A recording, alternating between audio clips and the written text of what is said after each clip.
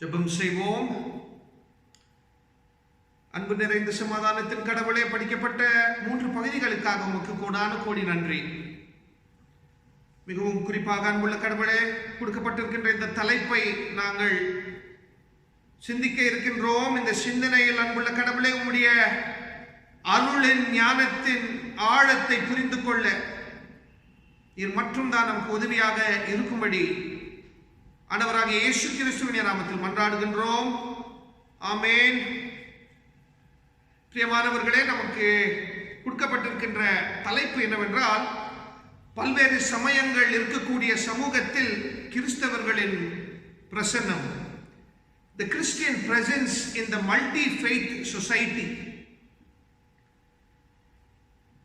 இதில் மிக முக்கியமான 2 காரியங்கள் என்னவென்றால், கிறிஸ்தவர்களும் கூட பல்வேறு தன்மையில் பல்வேறு நம்பிக்கையில் பிரிந்து வாழ்ந்து கொண்டிருக்கின்றார்கள். There is plurality in Christianity. வெவ்வேறு தன்மை என்பது கிறிஸ்துவின் இறையலில் மிக முக்கியமாக ஒரு பங்காய் இருக்கின்றது. அது மட்டும் இல்லாமல் கிறிஸ்தவர்களாக நம்பிக்கையில் நாங்கள் பிரிந்து வாழ்ந்து கொண்டிருக்கின்றோம். கிறிஸ்துவுடைய புரிதல் இந்த திருச்சபைக்கு ஒரு மாதிரியும் மற்ற திருச்சபைக்கு பல்வேறு தன்மையில் இருக்கும்படி இந்த ஒரு உண்மையை நாங்கள் ஏற்றுக்கொள்கின்ற ஒரு கிறிஸ்தவர்களாக இருக்க வேண்டும். We have to accept the fact that the very understanding of Christ is plural. இது ஒரு புறம். இன்னொரு புறத்தில் பார்ப்போமானால், சமூகம் என்ற ஒரு விஷயம், சமூகம் என்ற ஒரு பொருள் வெவ்வேறு தன்மை என்ற ஒரு அடிப்படையில் தான் இருந்து கொண்டிருக்கின்றது. அதிலும் கூட மிக முக்கியமாக பல்வேறு சமயங்கள் என்பது சமூகத்தில் ஒரு மிக முக்கியமான விஷயம். அதாவது ஒரு கார்டன், ஒரு பூங்காவனத்தை நாங்கள் எண்ணி பார்ப்போம், அதை குறித்து சிந்திப்போம். ஒரு பூங்காவனம் பல்வேறு பூக்களோடு நிரம்பி இருந்தால் மட்டும்தான் அது ஒரு பூங்காவனமாக இருக்கும். சமூகமும் கூட அப்படிதான், கிறிஸ்துவத்துவம் கூட அப்படிதான். புளூராலிட்டி, வெவ்வேறு தன்மை என்பது கிறிஸ்துவத்துவத்துக்குள் கூட இருக்கின்றது, அதே போல சமூகத்திலும் கூட இருக்கின்றது. இதுதான் நாம் யாவரும் ஏற்றுக்கொள்கின்ற முதல் காரியமாய் இருக்க வேண்டும். பிரியமானவர்களே, இந்த தலைப்பை குறித்து நாங்கள் சிந்திப்பதற்கு முன்பதாக 3 முக்கியமான காரியங்களை குறித்து நான் எண்ண இருக்கின்றேன், பகிர்ந்து கொள்ள இருக்கின்றேன். அதன் பிறகு படிக்கப்பட்ட 3 பகுதிகளை குறித்து சிந்திக்க இருக்கின்றேன். இந்த 3 காரியங்கள், 3 முன்னுரை. There are 3 introductory statements that I want to say. முதலாவதாக, சமயத்தின் உரிமை என்பது இந்த நாட்டில் மிக முக்கியமான ஒரு விஷயம். எந்த சமயத்தை சார்ந்து நான் இருக்க வேண்டும், எந்த நம்பிக்கையில் நான் இருக்க வேண்டும் என்பது என்னுடைய உரிமை. ஆனால் இந்த உரிமையை பறிக்கப்பட்ட ஒரு நிலைமையில் 2 சமூகம் இந்த நாட்டில் இந்நாள் வரைக்கும் இருந்து கொண்டிருக்கின்றது. 70 ஆண்டு காலங்கள் 2 முக்கியமான சமூகங்கள், கிறிஸ்துவ தலித்தர்கள், இஸ்லாம தலித்தர்கள், அவங்களுடைய சமயத்தை சார்ந்த உரிமையை எழுந்த ஒரு கூட்டமாய் இருந்து கொண்டிருக்கிறார்கள். 70 ஆண்டுகளாக இந்த 2 சமூகம் பாடுபட்டு கொண்டிருக்கின்றது, உரிமைக்காக ஏங்கி கொண்டிருக்கின்றது. இந்நாள் வரைக்கும் இவங்களுக்கு உரிமை கொடுக்காத நிலைமையில் இந்த நாடு செயல்பட்டு இருக்கின்றது. இதில் இருக்கக்கூடிய சிக்கல் என்னவென்றால், இப்படியாப்பட்ட ஒரு விஷயம் இருக்கின்றதா என்ற ஒரு விழிப்புணர்வு இல்லாமலும் கூட திருச்சபை இருக்கின்றது. அதாவது 1950 ஆண்டு இந்த நாட்டின் பிரசிடென்ட் ஒரு ஆர்டரை மையமாக்க முயற்சியை எடுக்கின்றார். மிகவும் முக்கியமாக சமயத்தில் இருந்து மாற்றம், அதை சம்பந்தப்பட்ட உரிமையை குறித்து ஒரு முக்கியமான ஒரு விஷயம். அதாவது paragraph 3 of the 1950 order, presidential order, paragraph 3 of 1950 presidential order-ஐ நாங்கள் கவனமாக படிப்போமானால், கிறிஸ்தவ தலித்தர்கள், இஸ்லாம் தலித்தர்கள், அதாவது இப்படி சொல்ல வேண்டும், தலித் சமூகத்தில் இருந்து கிறிஸ்தவர்களாக யாராவது மாறினால், தலித் சமூகத்தில் இருந்து இஸ்லாமர்களாக யாராவது மாறினால், சிக்கு சமயத்துக்கு யாராவது மாறினால், பௌத்தத்துக்கு யாராவது மாறினால், இவங்களுடைய அனைத்து உரிமைகளையும் விட்டு தான் இவங்க இந்த சமயத்துக்கு போக வேண்டும் என்ற ஒரு கட்டளை. They have to give up on their rights while joining these religious communities. இது ஒரு அநியாயமான ஒரு விஷயம். அதிலும் கூட 56ஆம் ஆண்டு 1956ஆம் ஆண்டு சிக்கு சமயத்தை சார்ந்தவர்கள் இதை குறித்து சிந்தித்து, இல்லை, நம்ம மத்தியில் இருக்கக்கூடிய தலித்தர்களுக்கு இந்த உரிமை இருக்க வேண்டும், இந்த உரிமையோடு தான் இவங்க வாழ வேண்டும் என்ற ஒரு எண்ணத்தில் இந்த முழு சமூகம் ஒன்றாக வந்து இவங்களுக்காக போராடி சிக்கு சமயத்திற்குள் இருக்கக்கூடிய தலித்தர்கள் இந்த ஒரு உரிமையை வென்றார்கள். அதை போல 1990 ஆண்டு பௌத்த சமயத்தில் இருக்கக்கூடிய அனைத்து பேரும் இணைந்து அவங்களுக்குள் இருக்கக்கூடிய தலித்தர்களுக்காக போராட வேண்டும் என்ற ஒரு எண்ணத்தில் போராடி அவங்களுக்குள் இருக்கக்கூடிய தலித்தர்களுக்கு உரிமையை உணரக்கூடிய ஒரு நிலைமையில் இவங்கள் போராடி விட்டார்கள். ஆனால் இஸ்லாம சமயமும் கிறிஸ்துவ சமயமும் இணைந்து இவங்களுக்காக போராட முடியவில்லை. ஏனெனில் இந்த இரண்டு சமயமும் கூட மற்ற சமயத்து போல், இந்து சமயத்து போல் சாதியை மையப்படுத்தக்கூடிய ஒரு கூட்டமாய் தான் இருந்து கொண்டிருக்கின்றது. சாதி வேறுபாடை இவங்கள் வெறுக்கவில்லை, சாதி வேறுபாடை இவங்கள் மையப்படுத்தினார்கள். ஆகையினால் தான் இந்த இரண்டு கூட்டம் இந்நாள் வரைக்கும் போராடி கொண்டிருக்கின்றது. இதை நான் சொல்லுவதற்கு காரணம் என்னவென்றால், கிறிஸ்துவ சமயம் இதுடைய பிரசனம், இதுடைய செயல்பாடு சமூகத்தில் நாங்கள் சிந்திக்கின்ற பொழுது கிறிஸ்துவ சமயத்துக்குள் இருக்கக்கூடிய ஒரு கேவலமான விஷயத்தையும் கூட நாங்கள் யோசிக்க வேண்டும். கிறிஸ்துவ சமயத்துக்குள் இருக்கக்கூடிய ஒரு குறைவையும் கூட நாங்கள் யோசிக்க வேண்டும். We have to think about our limitations. And the limitation is this: we as a Christian community are not with our Dalit friends and Dalit brothers and sisters. பிரியமானவர்களே, முன்னுரையில் இது முதலாம் விஷயமாக நான் கருதுகின்றேன். இரண்டாவதாக,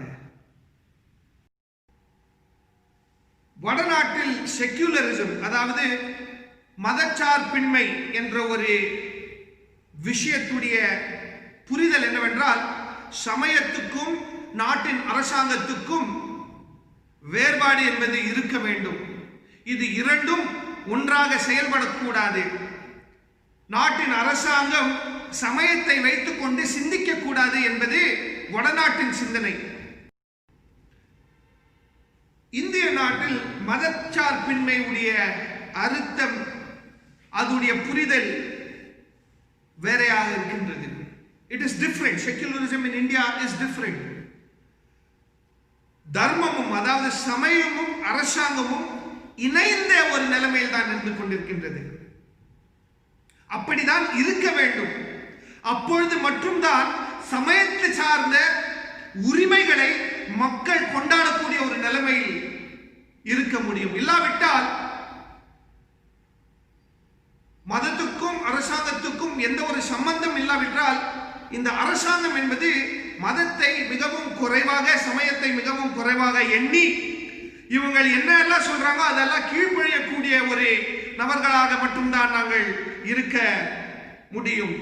இது ஒரு மிகவும் கோரமான ஒரு நிலைமை. இந்த ஒரு நிலைமைக்கு நாங்கள் போகக்கூடாது. அதாவது இருக்கக்கூடிய அரசாங்கம் என்ன சொல்லிக் கொண்டிருக்கின்றது என்றால், இந்திய நாடு ஒரே ஒரு மொழியை தான் பேச வேண்டும், ஒரே ஒரு சமயத்தை மட்டும்தான் மையப்படுத்த வேண்டும், ஒரே ஒரு குறிப்பிட்ட சாதி மட்டும்தான் வளர்ந்த ஒரு நிலைமையில் இருக்க வேண்டும் என்ற ஒரு செயல்பாடு, எண்ணம், திட்டம் அனைத்தும். ஆனால் சமயத்தை வைத்துக் கொண்டு பார்ப்போமானால் ஒரு சமத்துவ சமூகத்தை எண்ணக்கூடியவர்களாக நாங்கள் இருக்க முடியும். ஏனெனில் அனைத்து சமயத்திலும் கூட சமத்துவம் என்பது ஒரு மிக முக்கியமான கருத்தியலாக இருக்கின்றது. இந்த சமத்துவம் என்பது அரசாங்கத்துக்கு அடிப்படையாக இருக்குவதற்கு மிகவும் முக்கியமான ஒரு விஷயம். ஆகையால் தான் இந்திய நாட்டில் மிகவும் முக்கியமாக சமயத்தை விட்டுவிட்டு அரசாங்கத்தை யோசிப்பது மிகவும் தவறான ஒரு செயல்பாடு. Secularism in India is religious in nature, unlike the West world. மூன்றாவதாக, பிரியமானவர்களே, கிறிஸ்துவ சமயம் இந்திய நாட்டில் பல முக்கியமான செயல்பாடுகளில் ஈடுபட்டு இருக்கின்றது. அதாவது ஆரம்ப காலத்தில் இந்தியாவுக்கு விடுதலை கிடைப்பதற்கு முன்பதாக கிறிஸ்துவத்துவம் மற்ற கிறிஸ்து சார்ந்த சமயமுடைய செயல்பாடு என்பது மிகவும் முக்கியமாக இருக்கின்றது. விழிப்புணர்வு என்ற ஒரு கருத்து இந்த நாட்டில் வந்தது கிறிஸ்துவர்கள் நிமித்தம். அதே போல கல்வியில் சமத்துவம் என்ற ஒரு விஷயம் வந்தது கிறிஸ்தவர்களால. அதே போலயே மருத்துவமனைக்குள் சமத்துவம் என்ற ஒரு கருத்தியலும் கூட கிறிஸ்துவ சமயம் மட்டும்தான் செய்த ஒரு வரலாறு இந்த நாட்டு கண்டிருக்கின்றது.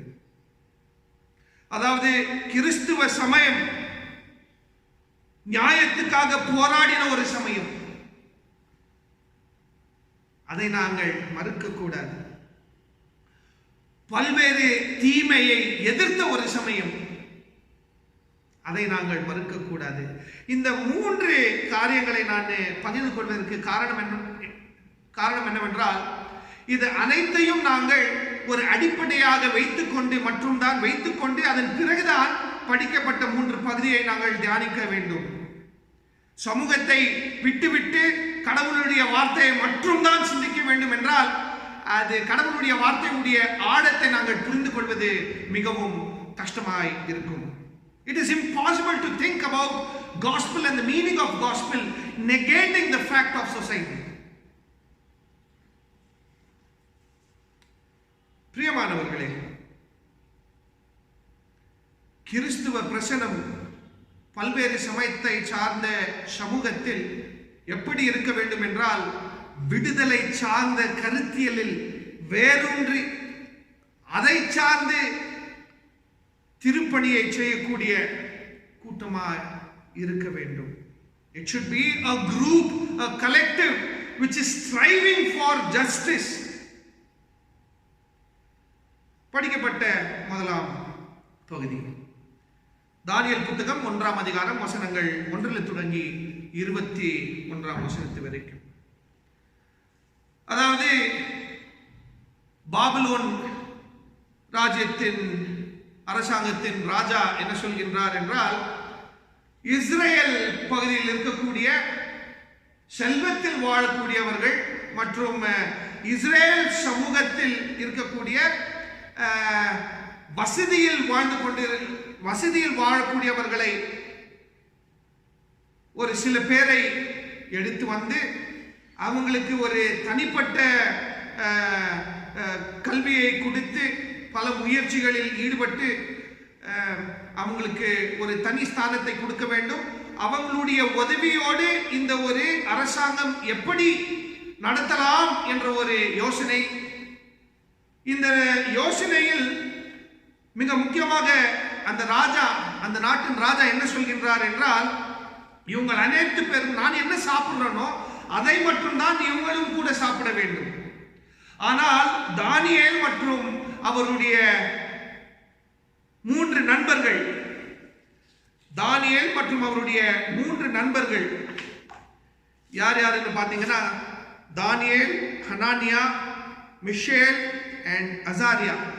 இவங்க 4 பேரும் இந்த ஒரு ஒப்பந்தத்துக்கு எதிர்ப்பை தெரிவித்துக் கொள்கின்றார். அதாவது நீங்க யோசிக்கலாம், அது எப்படி ராஜா சாப்பிடக்கூடிய ஒரு சாப்பாடை இவங்க வேணா சொல்றாங்க? என்னத்துக்காக?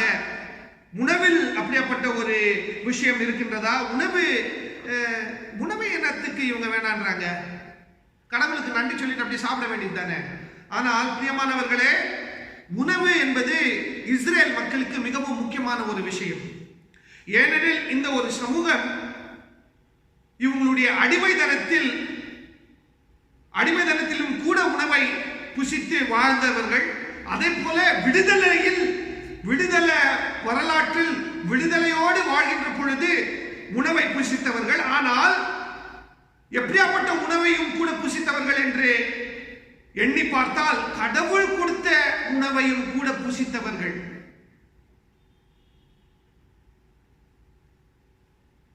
ஆகையினால்தான் உணவு என்பது இவங்களுக்கு மிக முக்கியமான ஒரு விஷயமாக இருக்கின்றது. அது ஒரு சடங்கு சார்ந்த ஒரு விஷயமாக மட்டும் இல்லாமல், உணவு என்றால் கடவுளால் கொடுக்கப்பட்ட ஒரு விஷயம். உணவு என்பது விடுதலைக்கு பொருள். ஆகையினால் மட்டும்தான் இவங்க உணவை சாதாரணமாக எண்ணாமல் அதை ஒரு விசேஷ விதத்தில் வைத்து எண்ணினார்கள். அதாவது ராஜா கொடுத்த உணவை இவங்கள் ஏற்றுக்கொண்டு விட்டால் ராஜாவை ஏற்றுக்கொண்ட மாதிரி, ராஜாவை ஏற்றுக்கொண்டு ராஜா சொல்கின்ற அனைத்து காரியங்களையும் செய்யக்கூடியவர்களாக இருக்கும்படி இதைதான் இவங்கள் வெறுத்தார்கள். ராஜா கொடுத்த உணவை இவங்கள் புசித்தால் ராஜாவுக்கு ஒப்பாய் இருக்கும்படி இதைதான் இவங்கள் எதிர்த்தார்கள். இவங்களுக்கு நியாயம், இவங்களுக்கு சமயத்தை சார்ந்த உரிமை, இவங்களுக்கு சமயத்தை சார்ந்த உரிமை மட்டும் இல்லாமல் உணவு சார்ந்த உரிமையையும் கூட கைவிடக்கூடாது. எக்காலத்திலும், எந்நேரத்திலும், எப்படியாப்பட்ட ஒரு சூழலிலும். இதுல இருக்கக்கூடிய இன்னொரு முக்கியமான விஷயம் என்னவென்றால், இவங்க 4 பேரும் வாலிபர்களாக இருந்தார்கள். பிரியமானவர்களே, உலக பிரகாரமான அரசாங்கம், அதற்கு எதிர்ப்பாக செயல்பட்ட விடுதலை சார்ந்த கடவுளை தான் இவங்க வணங்கினார்கள்.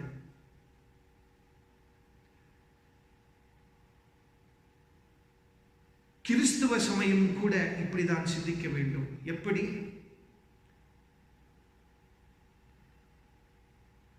அதாவது உலக பிரகாரமான செயல்பாடுகள், உலக பிரகாரமான அரசியல், உலக பிரகாரமான ஆதிக்கம் என்பது திருச்சபையிலும் கூட இருக்கின்றது.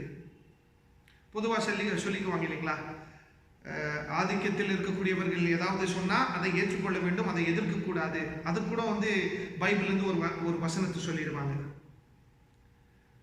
ஆனால் அடிப்படையில் கிறிஸ்துவ சமயம் இந்த ஒரு கருத்தியலை எதிர்க்கக்கூடிய ஒரு சமயமாக தான் இருந்திருக்கின்றது.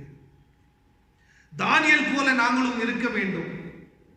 அரசாங்கம் சொல்வதை அனைத்தும் ஏற்றுக்கொள்ளாமல் எதையெல்லாம் எதிர்க்க வேண்டும் அதை எதிர்த்து விடுதலை சார்ந்த, உரிமை சார்ந்த செயல்பாடுகளில் ஈடுபடுவதுதான் மிகவும் முக்கியம். சமூகத்தில் மட்டும்தான் அப்படி வாழ வேண்டும் என்ற ஒரு யோசனை இல்லாமல் திருச்சபைக்குள்ளும் கூட அப்படிதான் வாழ வேண்டும் என்று எண்ணக்கூடியவர்களாக நாங்கள் இருக்க வேண்டும். அதாவது திருச்சபைக்குள்ள பார்த்தீங்கன்னா, பொதுவா கிறிஸ்தவர்களாக இணைந்து உணவு என்ற ஒரு கேள்விக்கு பதில் என்னன்னு பார்த்தீங்கன்னா, மட்டன் பிரியாணி தான் இருக்குது. ஆனால் எல்லார் வீட்லையும் பீஃப் சாப்பிடுவாங்க. ஆனால் அது பொதுவில் செய்யக்கூடாது. ஐயோ, அரசாங்கத்துக்கு நம்ம எதிர்ப்பாக செயல்பட்ட மாதிரி இருக்கும், நம்ம சமூகத்தை வேற மாதிரியே மற்றவங்க பார்ப்பாங்க. ஏன்னா மாட்டுக்கறி என்ற ஒரு விஷயமே பார்த்தீங்கன்னா தாழ்ந்த மக்களை சார்ந்தவர்கள். என்னத்துக்கு தாழ்ந்த மக்களுடைய சிந்தனை, தாழ்ந்த மக்களுடைய சின்னம் திருச்சபைக்கு ஒப்பாய் இருக்க வேண்டும், அதை நீக்கி விடலாம் என்ற ஒரு சிந்தனை திருச்சபை அப்படியே ஏத்துக்குச்சுங்க. பிரியமானவர்களே, இப்படியாப்பட்ட சிந்தனைகளை நாங்கள் எடுத்து குப்பையில் போட வேண்டும். உணவை நாங்கள் புசிக்கக்கூடியவர்களாக, சந்தோஷமாக புசிக்கக்கூடியவர்களாக இருக்க வேண்டும். அதுதான் அதிகாரம் என்ன சொல்லுதோ அதை மட்டும் தான் செய்ய வேண்டும். இல்லை, சாதாரண மக்களுடைய பொருள் என்ன, அதை நான் சாப்பிடுவேன், அதை நான் செய்வேன் என்ற ஒரு துணிச்சல் இருக்க வேண்டும். இரண்டாவதாக, படிக்கப்பட்ட பகுதியிலும் கூட உணவு என்பது மிகவும் முக்கியமாக இருக்கின்றது. அப்போஸ்தலர்கள் 10ஆம் அதிகாரம் வசனங்கள் 9 தொடங்கி 16 வரைக்கும். இங்கேயும் கூட பார்ப்போமானால், பேதுரு ஒரு யூதன், கிறிஸ்துவோடு இணைந்து செயல்பட்ட யூதன், செயல்பட்டு இருந்தாலும் கூட பேதுருவுடைய வாழ்க்கையில் பலவிதமான போராட்டங்கள். கிறிஸ்துவை எனக்கு தெரியாது என்று சொன்னவன், அதன் பிறகு ஒரு புதிய உணர்ச்சியில், அதாவது உயிர்த்தெழுந்த கிறிஸ்துவை சந்தித்த பிறகு ஒரு புதிய விழிப்புணர்வு, அந்த புதிய விழிப்புணர்வுக்கு பிறகு கிறிஸ்துவுக்காக போராடின ஒரு நபன், கிறிஸ்துவுடைய அன்பை குறித்து பேசின ஒரு நபன், கிறிஸ்துவுடைய மரணத்தையும் கூட பயப்படாமல் நீர்தான் கிறிஸ்துவை கொலை செய்தீர் என்று சமூக மத்தியில் நின்று சொன்ன ஒரு நபன். இவனுடைய வாழ்க்கையில் இன்னொரு போராட்டம். இது கூட எப்படின்னு பார்த்தீங்கன்னா, சின்ன வயசுலேருந்து அவர் வாழ்ந்த அந்த வயசு வரைக்கும் என்ன சொல்லி கொடுத்து இருக்காங்கன்னு பார்த்தீங்கன்னா, இதுதான் கடவுள், இந்த கடவுளுக்கு இதுதான் பொருள், இதெல்லாம் பொருள் இல்லை, இதெல்லாம் தான் சாப்பிடணும், இதெல்லாம் சாப்பிடக்கூடாது. இப்படியாப்பட்ட ஒரு கற்பித்தல் வாழ்ந்த ஒரு நபன். இவனுக்கு ஒரு புதிய தரிசனம். அந்த புதிய தரிசனத்தில் என்ன பார்க்கக்கூடியவர்களாய் இருக்கின்றார் என்றால், இவங்க எதெல்லாம் வெறுத்திருக்காங்களோ, இவங்க எதெல்லாம் நீக்கி இருக்கின்றார்களோ அது மட்டும்தான் இருக்கின்றது. அப்ப பேதுரு அவர்கள் வானத்தை பார்த்து, இப்படியாப்பட்ட எந்த ஒரு பொருளும் என்னுடைய வாய்க்குள் நுழைந்ததில்லை. அப்பொழுது கடவுள் பேசினார்.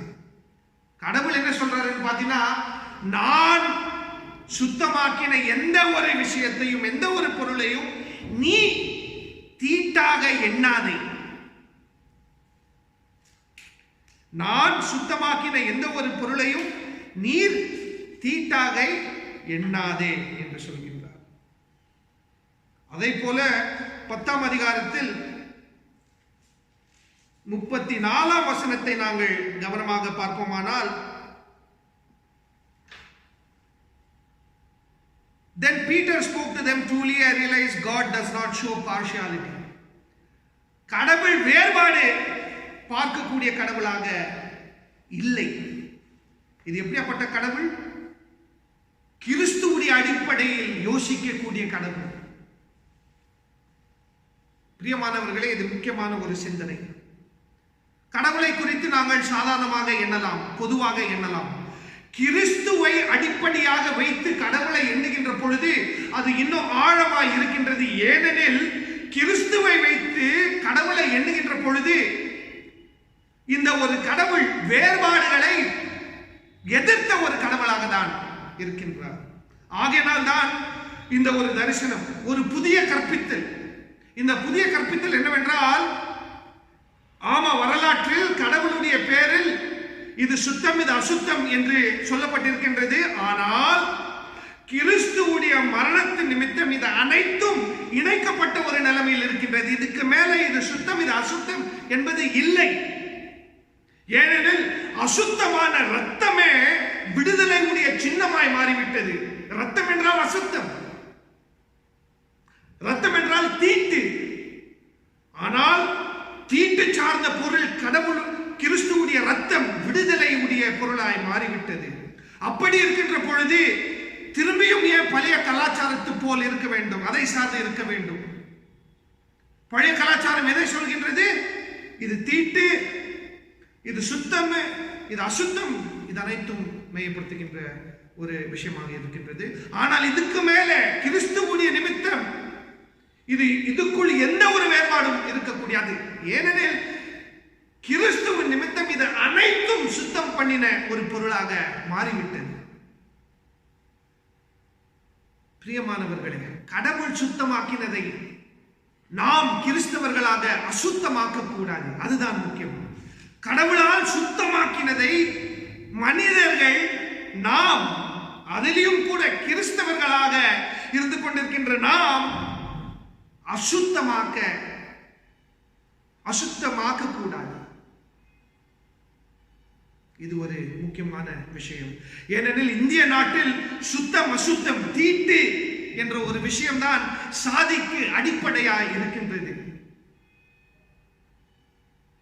சாதியை எதிர்க்க வேண்டும் என்றால், சாதி திருச்சபைக்குள் இருக்கவே கூடாது என்றால் என்று யோசித்தால், இது சுத்தம் அது அசுத்தம் என்ற ஒரு கருத்தியலை தூக்கி குப்பையில் எறிய வேண்டும். உலகத்தின் ஞானம், பவுல் சொல்கின்றார், உலகத்தின் ஞானம் எனக்கு குப்பை போல்.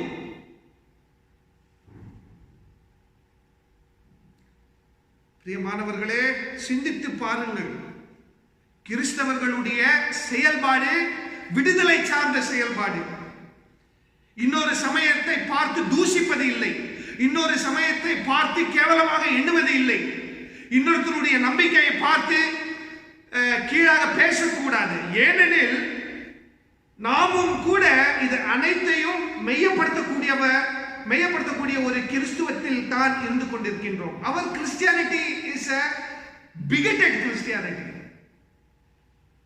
It is a broken Christianity. It is a crushed Christianity. சமூகத்தில் செயல்படுவதற்கு முன்பதாக இந்த கேவலமான எண்ணங்களில் இருந்து விடுதலையை கொடுக்கும்படி கடவுளிடத்தில் நாங்கள் மன்றாட வேண்டும். In Christ everything is clean. இதை ஏற்றுக்கொள்கின்றவன் சந்தோஷமாய் இருப்பான், எங்கேயும் இருப்பான், எப்பொழுதும் இருப்பான். மூன்றாவதாக மத்தேயு அவர்கள் எழுதின நூல் 13ஆம் அதிகாரம் 30, 31, 32, 33 இந்த 4 வசனங்கள் நிமித்தம் 2 கதைகளை குறித்து நாங்கள் பார்க்கின்றோம். ஒன்று கடுகு விதை, இன்னொன்று காடி. அதாவது காடினா என்ன? புளிப்பதற்காக உபயோகிக்கக்கூடிய ஒரு பொருள். இந்த 2 சிறுகதையில் இருக்கக்கூடிய ஆழமான கருத்து என்னவென்றால், கடுகு விதை என்பது மிகவும் சின்ன ஒரு பொருள். மாற்றத்தை, அதாவது வாழ்வு சார்ந்த விஷயம் எப்பொழுதுமே பெருசா இருக்கணும், பெருசா சிந்திக்கணும், இதுதான் பிரபலமாய் இருந்து கொண்டிருக்கின்ற அப்படியாப்பட்ட ஒரு கலாச்சாரத்தில் இயேசுவானவர் என்ன சொல்கின்றார் என்றால், கடவுளுடைய ராஜ்யம் இந்த கடுகு விதை போல சில டைம் பார்க்க கூட முடியாது, ஆனால் அது நன்மை செய்யக்கூடிய ஒரு பொருளாக மாறிவிடும்.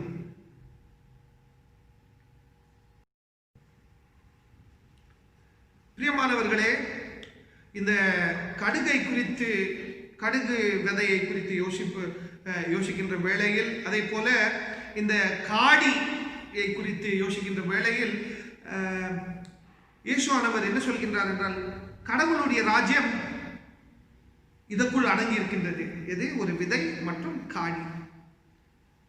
அதே போல கிறிஸ்தவர்களாக வாழ வேண்டும் என்றால் எப்படி இருக்க வேண்டும்? உப்பு போல மற்றும் தீ, விளக்கு போல.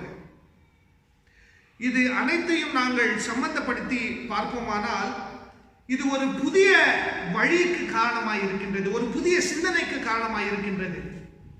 எதிர்பார்க்காத ஒரு பொருள். அதாவது இந்த விதையை மண்ணில் கலந்து விட்டால் இதை எடுக்க முடியாது. ஏன்னா அந்த அளவுக்கு சிறிய பொருள். இந்த சிறிய பொருள் வாழ்க்கை மற்றும் வாழ்க்கை சார்ந்த அனைத்து காரியங்களுக்கும் காரணமாய் இருக்கின்றது. கடவுளுடைய ராஜ்யம் அப்படிதான். கடவுளுடைய ராஜ்யத்தை நான் புரிந்து கொண்டேன், இது மட்டும்தான் கடவுளுடைய ராஜ்யம் என்று எண்ணினால் கிறிஸ்துவானவர் என்ன சொல்வார் என்றால், இல்ல, அதுக்கான சிறிய விஷயம் தான் கடவுளுடைய ராஜ்யம். God's kingdom is a lot more simple. Though it is profound, it is very simple. Like a mustard seed, unseeable. அதே போலதான் காடியும் கூட. காடி, உப்பு, இதெல்லாம் நெருப்பு, தீ, இதெல்லாம் எப்படின்னு பாத்தீங்களா, தன்னை தானே மருந்து, தன்னை தானே வெறுத்து இன்னொருத்தருக்காக பாடுபட்டு இன்னொருத்தருடைய நன்மைக்காக செயல்படக்கூடிய பொருட்கள் இது. கடவுளுடைய ராஜ்யம் இப்படியாப்பட்ட ஒரு பொருட்களை சார்ந்து இருக்கின்றது, இப்படியாப்பட்ட அடிப்படையில் இருந்து கொண்டிருக்கின்றது. அதாவது விஷயம் இவ்வளவுதாங்க, கிறிஸ்துவ சமயத்துடைய அடிப்படை இப்படியாப்பட்ட பொருட்கள் தான். பெருசா பார்க்காதீங்க, சின்னதா பாருங்க. சின்னதா என்னத்துக்கு பார்க்க வேண்டும்? ஆகையினால் தான் ஆண்டவராக இயேசு கிறிஸ்து சொல்கின்றார், பெருசு பெருசா கூடி நம்ம ஜெபிக்க வேண்டும் இல்லை. எங்க ஒருத்தர் 2 பேர் சேர்ந்து இருக்காங்களோ சிறிய விஷயம், எங்க ஒருத்தர் தனியா ஒரு அறைக்குள் போய் ஜெபிக்கின்றார்களோ, இதெல்லாம் தாங்க கடவுளுடைய ராஜ்யத்தின் சின்னங்கள். இதை மறுக்க கூடாது. கிறிஸ்தவர்களுடைய செயல்பாடுகளும் கூட இப்படிதான் இருக்கின்றது, இருக்க வேண்டும் சமூகத்தில். சிறிய சிறிய செயல்பாடுகள், அன்புக்காக போராடுவது, நியாயத்துக்காக போராடுவது, உரிமைகளுக்காக போராடுவது, இதெல்லாம் சின்ன சின்ன விஷயம் தான். உரிமைகள் சின்ன சின்ன விஷயங்கள் தான். இதற்காக பாடுபடக்கூடிய ஒரு சமயமாக நாங்கள் மாறினால் மட்டும்தான் சமூகத்துக்கு ஏதாவது ஒரு புதிய சிந்தனையை சொல்லக்கூடியவர்களாக இருக்க முடியும். நமக்குள் இருக்கக்கூடிய வேறுபாடுகளை, நமக்குள் இருக்கக்கூடிய குறைவுகளை எதிர்க்கக்கூடியவர்களாக நாங்கள் இருந்தால் மட்டும்தான் மற்ற சமயத்துக்குள் இருக்கக்கூடிய வேறுபாடுகளை நாங்கள் எடுத்து சொல்ல முடியும். சமூகத்துடைய விழிப்புணர்வுக்காக நாங்கள் பாடுபட முடியும். சமூகத்துடைய நலனுக்காக நாங்கள் செயல்பட முடியும். கிறிஸ்துவ சமயம் மாற்றத்தை உண்டாக்கக்கூடிய ஒரு சமயமாய் இருக்க வேண்டும். தொடர்ந்து சிந்திப்போம். கிறிஸ்துவை அடிப்படையாக வைத்துக் கொண்டு சிந்திப்போம். ஜெபிப்போமாக. அன்பு நிறைந்த கடவுளே, அனைத்து